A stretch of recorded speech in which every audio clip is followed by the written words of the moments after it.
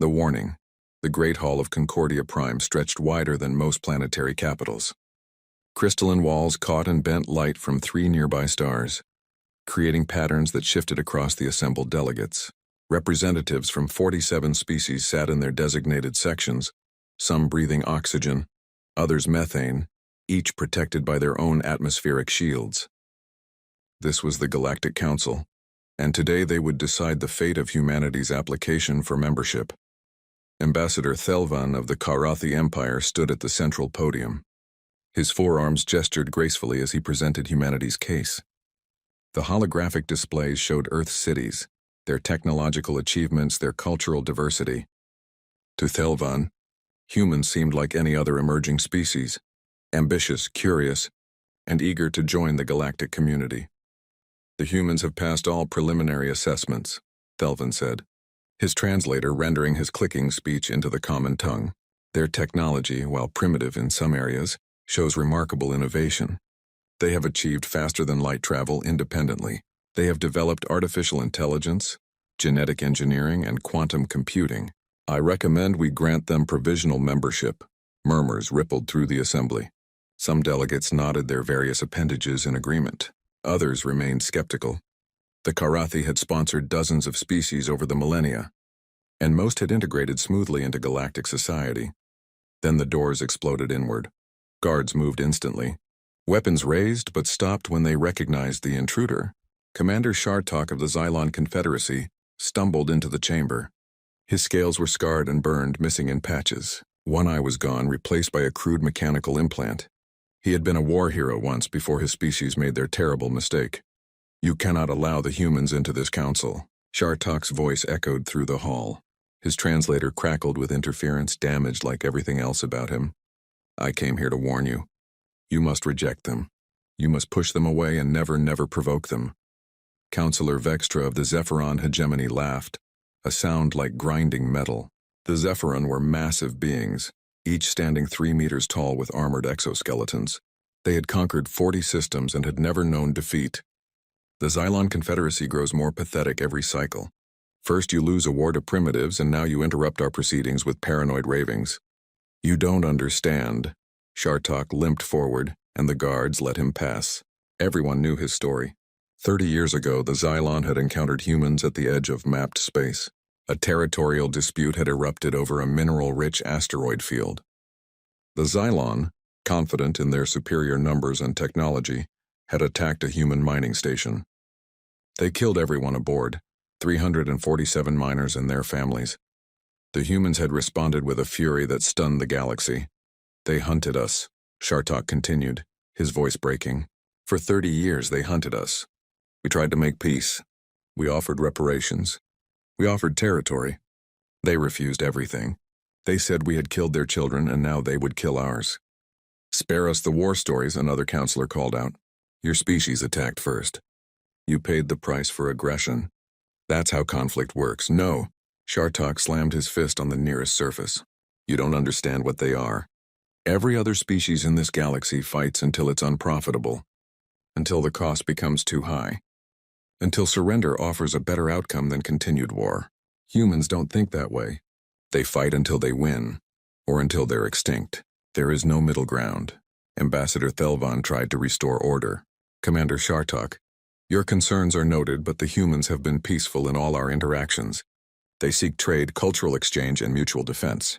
They are not the monsters you describe, because you haven't given them a reason to be. Shartok pulled up his own holographic display, showing burned Xylon worlds. We thought we were teaching them a lesson when we destroyed that mining station. Instead, we awakened something terrible. They tracked down every ship, every commander, every politician who had anything to do with the attack. They didn't just defeat our military, they dismantled our entire civilization. Then perhaps you shouldn't have attacked them, Vextra said coldly. The Zephyron have crushed dozens of upstart species. The key is overwhelming force applied immediately. Show them the futility of resistance and they submit. It's basic military doctrine. That's what we thought. Shartok was pleading now. We sent our entire fleet after their response. We outnumbered them 20-1. We had better shields, better weapons, better everything. And we lost. Do you know why? Because they don't fight like us. They don't have rigid military doctrines. They adapt in real time. Every battle they learned.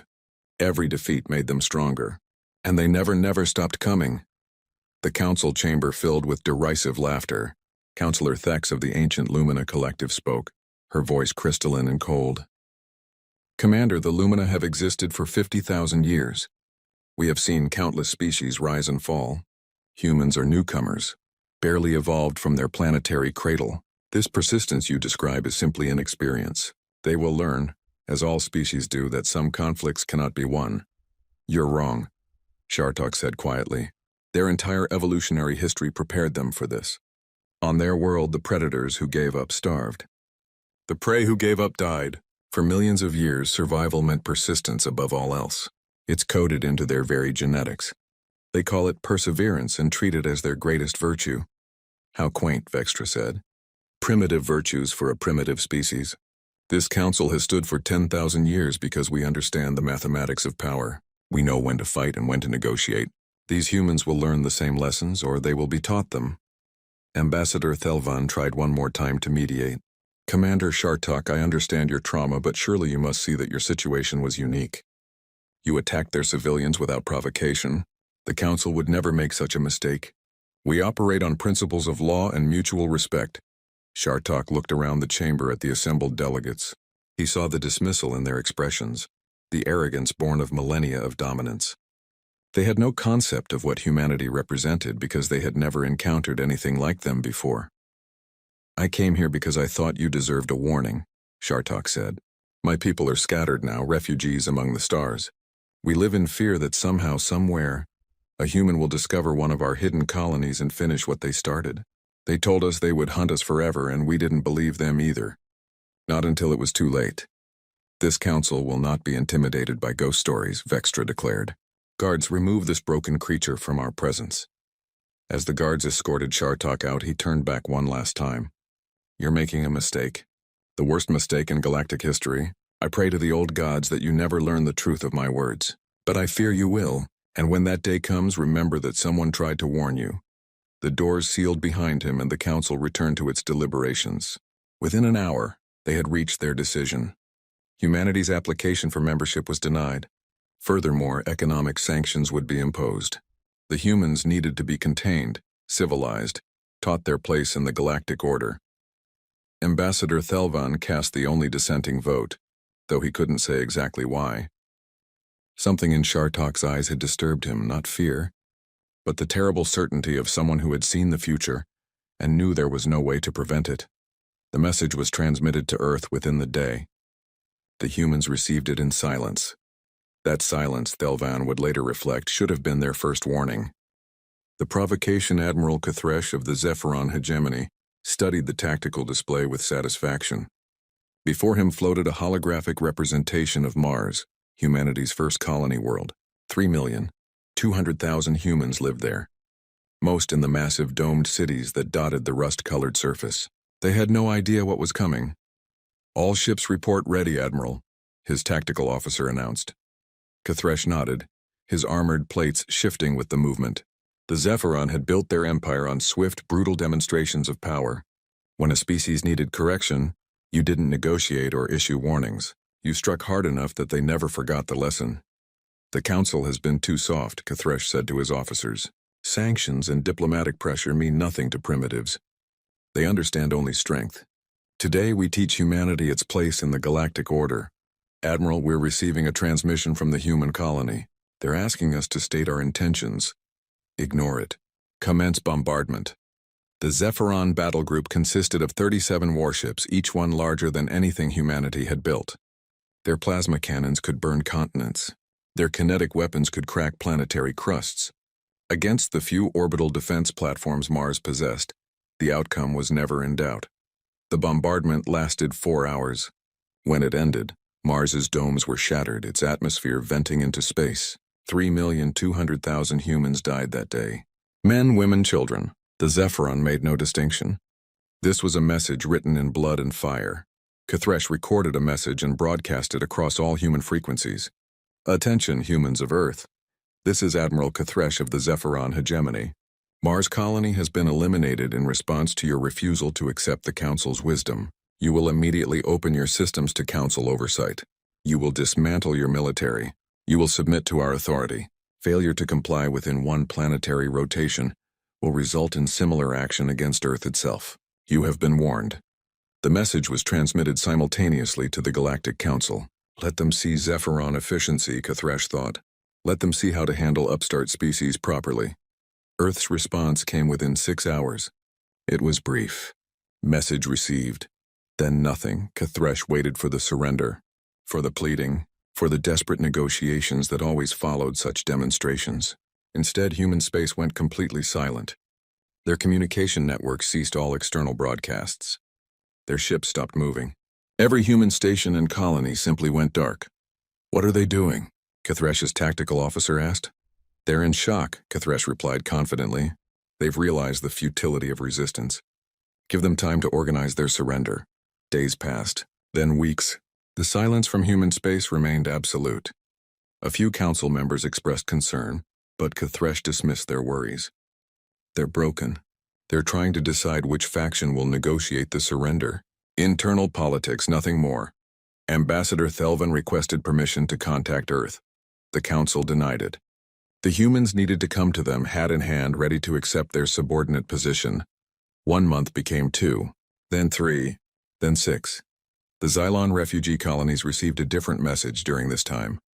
Commander Shartok, living in exile on a remote world, was awakened in the middle of his sleep cycle by an urgent communication. The encryption was sophisticated, beyond anything the scattered Xylon possessed. When he decrypted it, he found a simple message. You tried to warn them. Thank you. When this is over, come to Earth, you'll find sanctuary there. Humanity remembers its friends.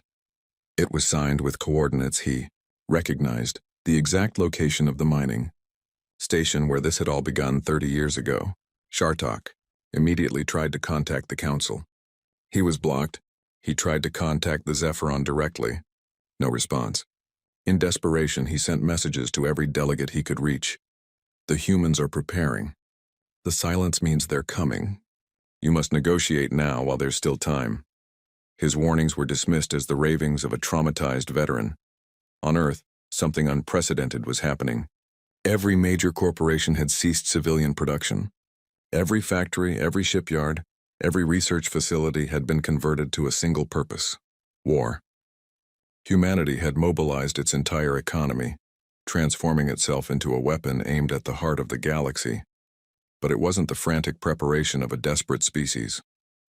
It was methodical, calculated. Human scientists analyzed every scrap of data they had collected on galactic species over decades of observation. They identified weaknesses in Zephyron armor. They studied Council fleet tactics. They developed weapons specifically designed to counter technologies they had only recently learned existed.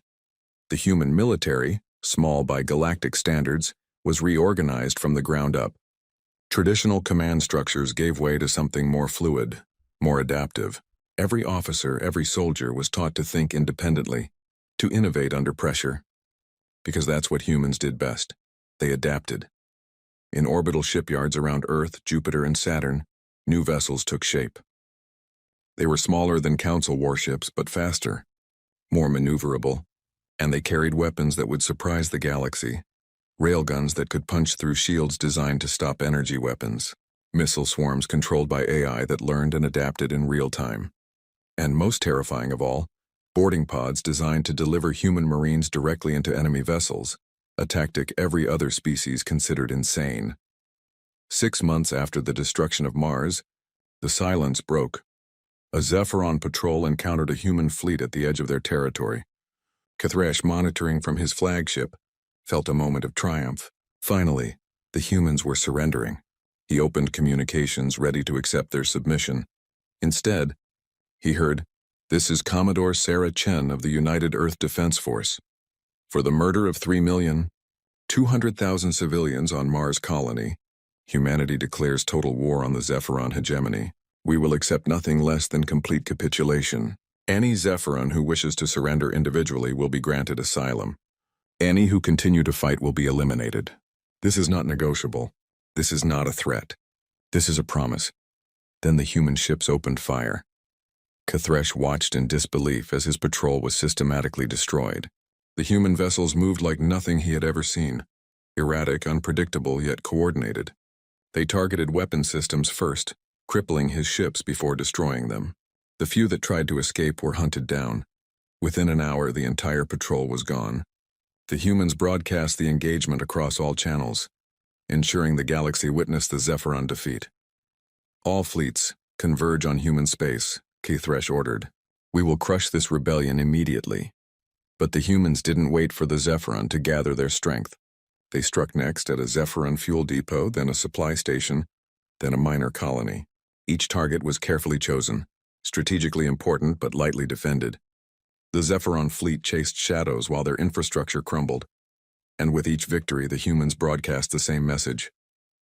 We are coming for those who gave the order. We are coming for Admiral Kthresh. We are coming for every counselor who sanctioned this attack. You killed our children.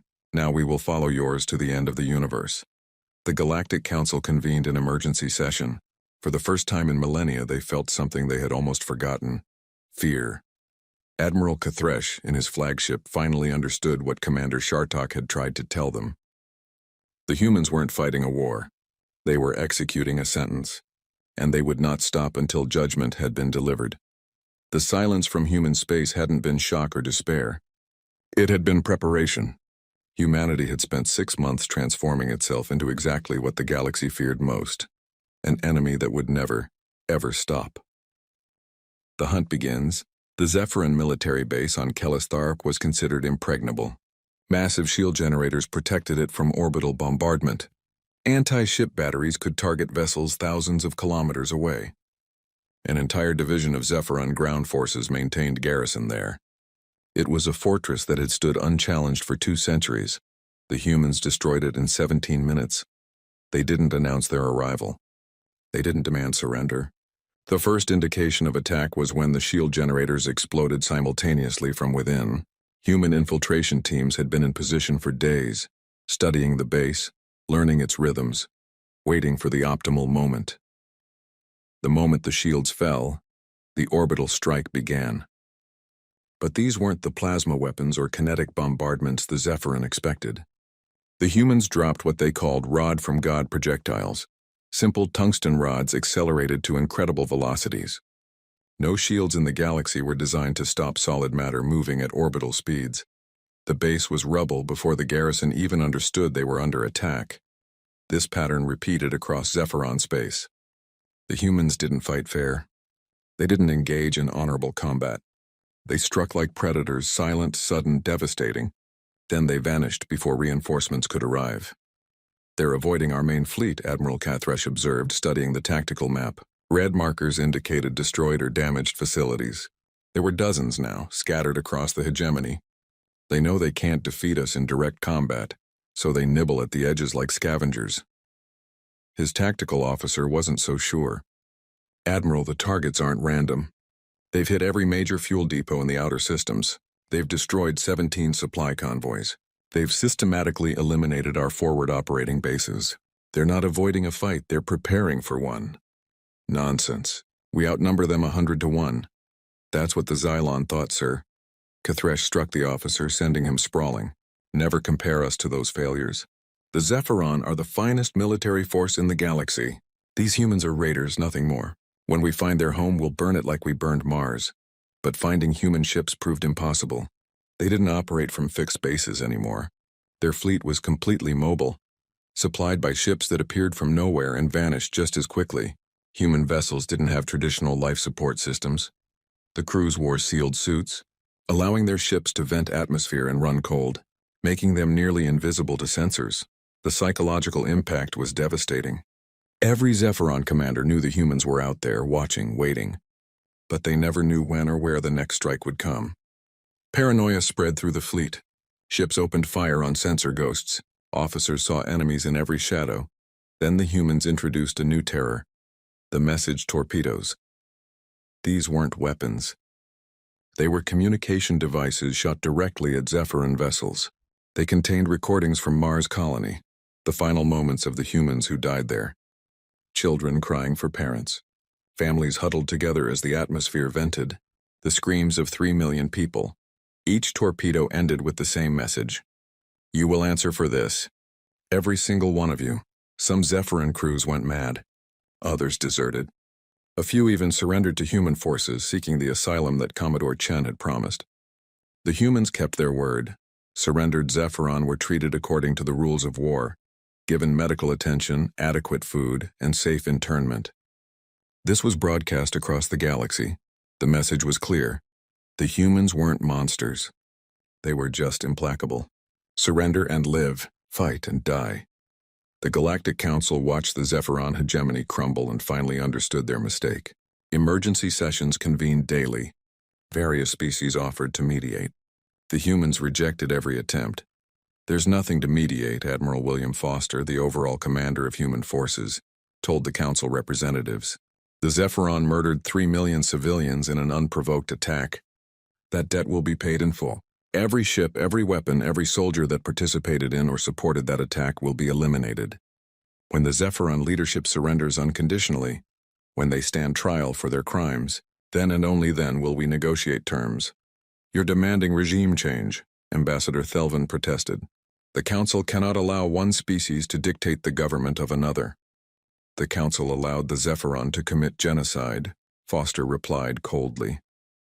You sanctioned our people, isolated us, created the conditions that made them think they could attack us with impunity. You're complicit. All of you. Be grateful we're choosing to punish only those directly responsible. This is madness, another counselor shouted. You're one species against the galaxy. You cannot sustain this war. We're not trying to sustain it. We're trying to win it, and we will. Because unlike you, we don't calculate cost versus benefit. We don't weigh profit against loss. You killed our children. We'll hunt yours to the end of the universe if we must. That's not a negotiating position. That's a fact. The Council tried offering the Zephyron sanctuary. Several species opened their borders, allowing Zephyron civilians to flee the human advance. The humans tracked them anyway. A Zephyron transport carrying refugees entered Karathi space, seeking protection. The Karathi fleet moved to intercept human pursuit ships. Commodore Chen opened communications with Ambassador Thelvan personally. Ambassador, we have no quarrel with the Karathi, but those ships contain war criminals. Surrender them to us or move aside. We will not ask twice. You dare threaten us? The Karathi Empire has stood for 10,000 years. Then it would be a shame to end it over ships full of genocidal murderers. Your choice, Ambassador. But choose quickly. My Marines are already launching. Thelvan watched in horror as human boarding pods accelerated toward the refugee ships. The Karathi fleet moved to intercept. Warning shots were fired. The humans didn't even slow down. They're insane, his tactical officer whispered. They'll die before they reach the transports. But the boarding pods weren't trying to survive. They were missiles with humans inside. As Karathi point defense destroyed most of them, a few got through. Just a few was all they needed.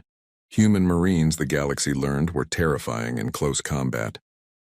Enhanced with genetic modifications and equipped with powered armor, they tore through Zephyron defenders like a force of nature. Within minutes, they had seized control of the transports. Chen's voice came over communications again. Ambassador, we've secured the war criminals. We're departing your space now. Thank you for your cooperation. The sarcasm was evident even through the translator. The Karathi fleet hadn't fired a single shot in anger. They simply watched as the humans took what they came for and left. Thelvan realized with sinking horror that his empire had just been humiliated without even fighting back. Because fighting back meant war with humanity, and nobody wanted that. The incident sent shockwaves through the galaxy. The humans had violated neutral space, seized ships under another species' protection, and faced no consequences. Because the alternative, going to war with an enemy that never stopped, never forgave, and never forgot, was unthinkable. Other species quietly stopped offering sanctuary to the Zephyron. Better to let humanity have its revenge than risk becoming the next target. Admiral Kathresh, watching his empire dissolve around him, finally understood. The humans weren't waging war in any conventional sense. They were executing a sentence. They had decided the Zephyron would pay for Mars, and nothing in the galaxy would stop them from collecting that debt. He recorded a message to his government. Surrender. Immediately. Unconditionally. before they decide that individual surrender isn't enough, and they want the extinction of our entire species. But it was already too late. The humans had tasted victory and they were just getting started. The Council's mistake. The emergency session of the Galactic Council had been going for 3 days straight. Holographic displays showed the deteriorating situation in Zephyron space. Nearly 40% of their territory was now under human control or blockade. The once mighty hegemony was collapsing, and with it, the foundations of galactic order. "We cannot allow this to continue," Councillor Vexitra declared, his armor plates clattering with agitation. Though Zephyron himself, he had been quick to distance himself from Admiral Cathresh's actions. A single species cannot be allowed to dictate terms to the entire galaxy. Today they destroy the Zephyron. Tomorrow they come for the rest of us. Murmurs of agreement rippled through the chamber. Fear had replaced the arrogance that once dominated council proceedings. The humans had done the impossible.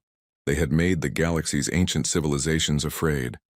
Ambassador Thelvan stood, his forearms raised for attention. "Perhaps we should negotiate. The humans have stated their terms clearly. They want those responsible for the Mars massacre to stand trial. If we facilitate this, negotiate." Vextra cut him off. "They violated Karathi space. They seized ships under council protection. They act like pirates and you want to reward them? They act like a species that's been grievously wronged," Thelvan countered. "We sanctioned them. We isolated them. We created the conditions that led Cathresh to believe he could commit genocide without consequence. Perhaps our guilt enough." The voice belonged to High Counselor Zix, the eldest being in the chamber. His species, the Lumina Collective, had guided the council for millennia. "Ambassador Thelvan, your sympathy for these primitives clouds your judgment. We face not a moral question, but a practical one. How do we stop them?" "We can't," Commander Shartok's voice echoed from the gallery where observers sat. All eyes turned to the scarred Xylon veteran. "I told you this would happen. I warned you. You are not recognized to speak, Commander," Zix said coldly. "Then let me speak anyway." Shartok limped down to the chamber floor. No one stopped him. "You asked how to stop them. You can't, not with war, not with threats. The only way to stop humanity is to give them what they want, justice for their dead. But you won't do that because it means admitting you were wrong. And species like yours don't admit mistakes." "The Xylon learned to submit," Vextra sneered. "We will not make the same error."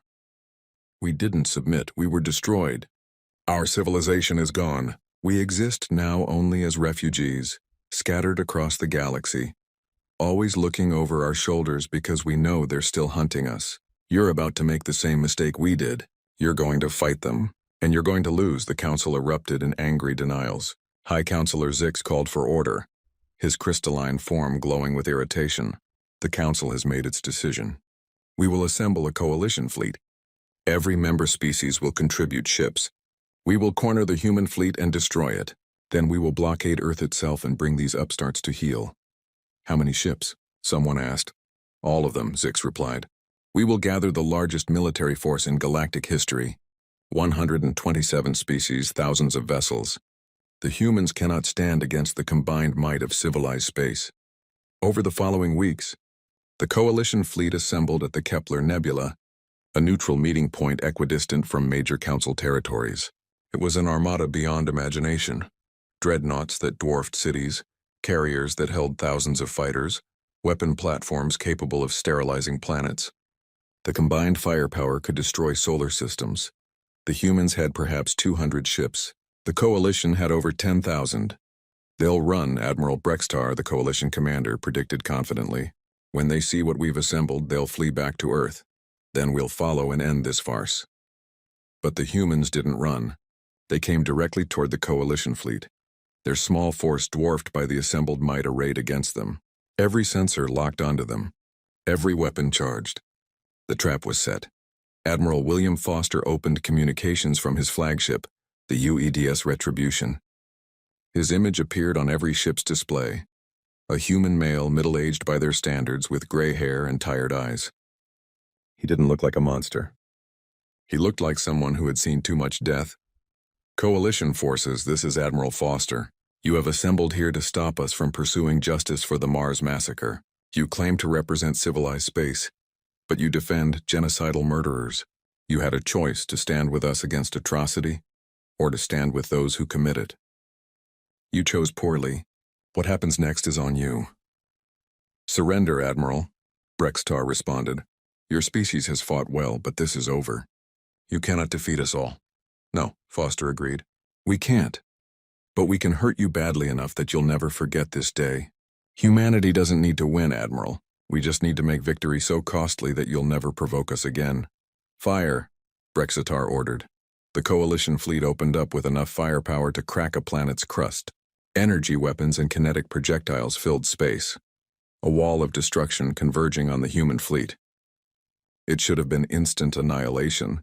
Instead, the human ships scattered like a school of fish, moving in patterns that defied tactical prediction. Their defensive systems, strange clouds of metallic chaff, electromagnetic pulses, decoy drones, confused targeting systems. Ships that should have been destroyed simply weren't where the weapons expected them to be, and then the humans returned fire. Railgun rounds punched through shields that had stopped energy weapons for centuries. The Coalition fleet had designed their defenses around the known technologies of galactic warfare. Humanity had developed something different. Simple kinetic weapons accelerated to ridiculous velocities. Too fast for point defense to track, too solid for shields to deflect. Impossible. Brextar watched as a Kwarathi dreadnought, one of the most powerful ships in the galaxy, was torn apart by a single railgun salvo. How are they doing this? His tactical officer had the answer. Admiral, they're using artificial intelligence. Not VI like we use for calculations, actual AI that learns and adapts. It's predicting our movements, optimizing their firing solutions in real time. That's forbidden. AI warfare is banned under the Treaty of... They never signed the treaty, sir. The battle devolved into chaos.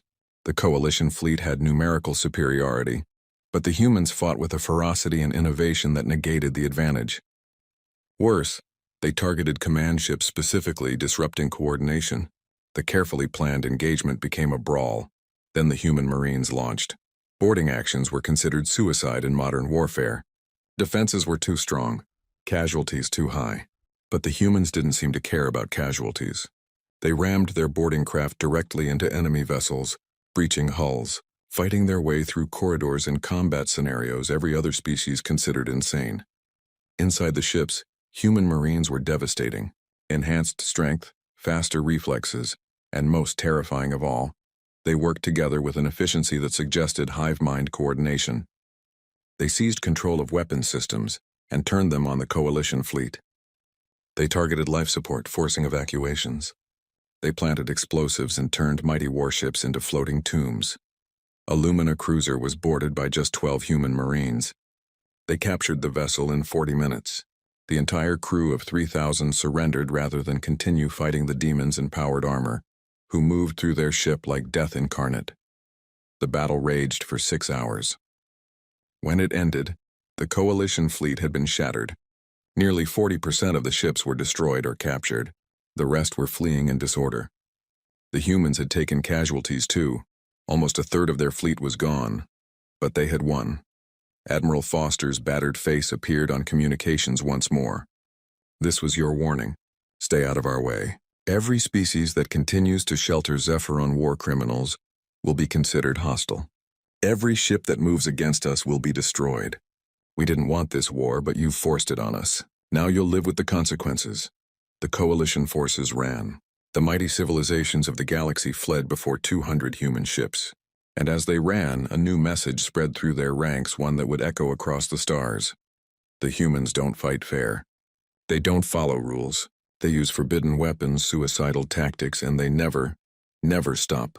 We cannot defeat them. We can only hope they'll be satisfied with the Zephyron and leave the rest of us alone. High Counselor Zix watched the retreating fleet from his command vessel. For the first time in his species' 50,000-year history, Illumina felt despair. Commander Shartok had been right. They had awakened something terrible, and now there was no way to put it back to sleep. Until it was too late. 20 years had passed since the Battle of Kepler Nebula. The galaxy was unrecognizable. The Galactic Council no longer existed. The Grand Chamber on Concordia Prime stood empty, its crystalline walls dark and lifeless. The species that once ruled the stars were too busy defending their own worlds to maintain the illusion of unified government. The age of galactic civilization was over, replaced by an era of human dominance. The Zephyran hegemony was gone. Not just defeated, extinct. Humanity had hunted them across 3 generations, tracking down every ship, every colony, every individual who bore Zephyran genetic markers. It took 15 years, but they succeeded. The last Zephyran died on a remote ice moon, cornered by human marines who had spent their entire lives training for that moment. When it was done, humanity broadcast a simple message to the galaxy. Justice has been served. Mars is avenged. Let no species ever doubt that humanity keeps its promises. Other civilizations scrambled to make peace. Some succeeded.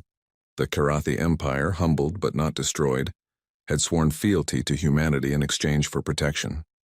Ambassador Thelvan, the only council member who had consistently advocated for negotiation, now served as humanity's primary liaison to the surviving galactic species. His forearms bore the scars of the new reality, but he had kept his people safe.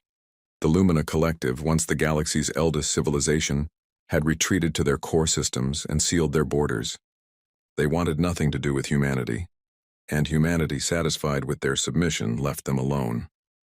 High Counselor Zix had died shortly after the war. Some said of grief, others said of shame. His species had learned what Shartok tried to teach them. Some enemies cannot be reasoned with, only avoided. Dozens of other species continued to resist. They fought guerrilla campaigns, hit-and-run attacks, anything to slow the human expansion. But humanity had learned from the Zephyran campaign. They had refined their tactics, improved their weapons, and most importantly, they had established themselves as the galaxy's new order. Human bases dotted the major trade routes. Human fleets patrolled the shipping lanes. Human law governed disputes between species. It was empire by another name, though humanity never used that word. They called it the Pax Humana, human peace. But everyone knew what it really was. The strong doing what they wanted, the weak suffering what they must. The very principle the old council had operated on, now with humanity at the top. On a forgotten refugee colony at the galaxy's edge, Commander Shartok sat in his modest dwelling, watching the news broadcasts. He was ancient now by Xylon standards, his scales dull with age, his cybernetic eye failing, but his mind remained sharp enough to appreciate the irony of what he was witnessing. A human journalist was interviewing him, part of a documentary series about the war. The young woman, barely 30, had never known a galaxy where humanity wasn't the dominant power. To her, the old council was ancient history. Commander Shartok, you tried to warn the council about humanity. Why do you think they didn't listen? Shartok's laugh was bitter. They didn't listen because they couldn't imagine losing. The Lumina had stood for 50,000 years, the Karathi for 10,000. The Zephyran had conquered 40 systems. They thought themselves immortal, invincible. How could primitives from a single world possibly threaten them? But you knew better. You'd fought humanity before. I knew, yes. But even I didn't understand. Not really. I thought you were simply tenacious, unwilling to accept defeat. I didn't realize until much later that defeat wasn't even a concept you acknowledged. You don't fight wars to win or lose. You fight them to conclusion. Complete, total, absolute conclusion. The journalist nodded, making notes. The Zephyran extinction has been controversial. Some species see it as justice. Others call it genocide. It was both, Shartok said simply. The Zephyran committed genocide on Mars. Humanity responded in kind. The irony is that the Council could have prevented it all. If they had accepted your application for membership, if they had treated you as equals, none of this would have happened. 3 million humans would still be alive. The Zephyran would still exist as a species. The galaxy would still have its council. Do you think the council's dissolution was inevitable? The moment they laughed at my warning, yes. They sealed their fate with their arrogance. They thought the galaxy revolved around them, that they could dictate terms to everyone. Then they met a species that simply didn't care about the old order. You tore down their carefully constructed civilization and built something new on its ruins. The journalist hesitated, then asked, "Do you hate us? For what we've done?" Shartok was quiet for a long moment. "No," he said finally. "I pity you. Because now you're what we were, the dominant power, convinced of your rightness, certain of your superiority. And someday, somewhere, you'll encounter a species even more stubborn than you are. Then you'll learn what we learned. That dominance is always temporary, that empires always fall, and that the strong eventually become weak. The question is whether you'll have the wisdom to recognize the warning signs. You think humanity will fall? Everything falls eventually. The only question is how far and how hard. He gestured to the viewing screen, where news reports showed human fleets patrolling conquered territories. You've built your peace on fear and military might, just like the Council did. You've made the same mistakes they made. The cycle continues. After the interview ended and the journalist left, Shartok sat alone with his thoughts. A message notification appeared on his personal comm, one he'd been expecting. It was from Earth, from the Office of Veteran Affairs. Commander Shartok, as promised, we extend permanent sanctuary to you and any surviving Xylon who wish it. You tried to prevent this war. Though you failed, we remember and honor that attempt. If you wish to come to Earth, coordinates are attached. You and your people will be safe here. Humanity keeps its promises. Shartok stared at the message for a long time. The invitation was genuine, he knew. Humanity did keep its promises, for good or ill. They had promised to avenge Mars, and they had. They had promised to hunt the Zephyron forever, and they had. Now they promised safety to those who had tried to help, and they would honor that too. But accepting meant acknowledging humanity's victory, becoming part of their new order. It meant living under the shadow of the species that had destroyed the galaxy he knew. In the end, he declined. Better to live out his remaining years in obscurity, a relic of a bygone age, than to participate in the empire that had risen from the ashes. His final act was to record a message, to be broadcast across the galaxy after his death. In it, he spoke directly to the species of the future whenever they might exist. I am Commander Shartok of the Xylon Confederacy. I witnessed the fall of the Galactic Council and the rise of human dominance. I tried to warn them what was coming. They laughed. They thought themselves invincible. They learned too late that the galaxy belongs not to the oldest or the strongest, but to those too stubborn to accept defeat. My warning to you, whoever you are, whatever age you live in, when you encounter a species that fights not for profit or glory or territory, but for abstract concepts like justice and revenge, do not provoke them. When you meet beings who pass grudges down through generations like family heirlooms, who teach their children to remember every slight and every loss, leave them alone. The Council laughed at my warning. They said humans would learn, as all species do, that some conflicts cannot be won. They were wrong. Humans don't learn to accept loss. They learn from loss, adapt because of it, grow stronger through it. Every defeat makes them more dangerous. Every setback teaches them new tactics. We thought we were fighting warriors. We were fighting survivors. And survivors, by definition, do whatever it takes to survive. The galaxy learned this truth too late.